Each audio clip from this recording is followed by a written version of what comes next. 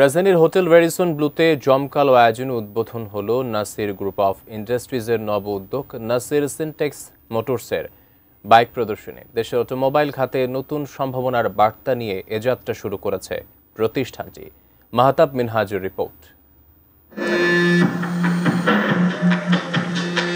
রাজধানীর Radisson blue হোটেলে Nasir syntax মোটরসের motor bike প্রদর্শনী।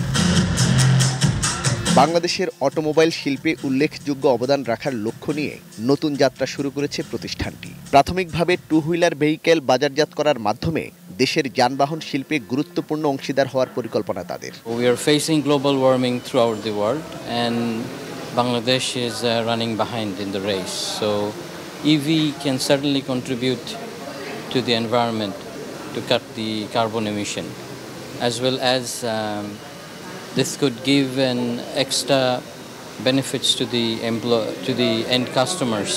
বাইকের ইঞ্জিন প্রযুক্তির জন্য ফ্রান্সের ঐতিহ্যবাহী প্রতিষ্ঠান পেজো এবং ইলেকট্রিক বাইকের জন্য চীনের সুপরিচিত কোম্পানি লিমাকে পার্টনার হিসেবে যুক্ত করেছে নাসির সিনটেক্স মোটরস। উভয় কোম্পানির তত্ত্বাবধানে এবং দেশীয় জনবল নিয়ে বাংলাদেশে আবহাওয়া ও সড়ক উপযোগী টু হুইলার উৎপাদন ইতোমধ্যেই শুরু করেছে প্রতিষ্ঠানটি। সন্ধ্যার পর জমকালো আয়োজনের মধ্য দিয়ে শুরু হয় উদ্বোধনী অনুষ্ঠান। উন্মোচিত হয় অফিসিয়াল লোগো।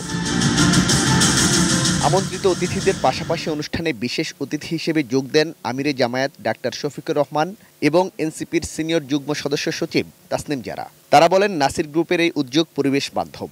এছাড়া কর্মসংস্থান বৃদ্ধির মাধ্যমে দেশের অটোমোবাইল ইন্ডাস্ট্রিকে আরও শক্তিশালী করবে। যেরকম ক্রাইসিসের মধ্যে দিয়ে দেশ গিয়েছে বিগত বছরগুলোতে, সেখান থেকেও একটা নতুন উদ্যোগ যেটা শুধুমাত্র অন্টারপ্রেনারদের জন্য না, পাবলিক হেলথ এবং পাবলিকের জন্য অনেকগুলো কনসার্ন অ্যাড্রেস করে। আমরা আশা করব আগামীতে তাদের R&D ডিপার্টমেন্ট নিজেরাই টেক আবিষ্কার করবেন এবং আজকে লিমার যেভাবে সহযোগিতা তারা নিচ্ছেন, একদিন বাংলাদেশ গর্ব করে বলবে যে আমাদেরও লিমার মতো প্রতিষ্ঠান আছে নাসির টেক্স। দীর্ঘদিন ধরে কাঁচ, ফার্নিচার, অ্যালুমিনিয়াম সহ বিভিন্ন শিল্প খাতে গুরুত্বপূর্ণ অবদান রেখে আসছে নাসির গ্রুপ। নতুন এ উদ্যোগও দেশের শিল্প খাতে নতুন অধ্যায় সৃষ্টি করবে বলে আশা ব্যক্ত করেন আয়োজকরা। Mahtab Minhaj, ATN news, Dhaka.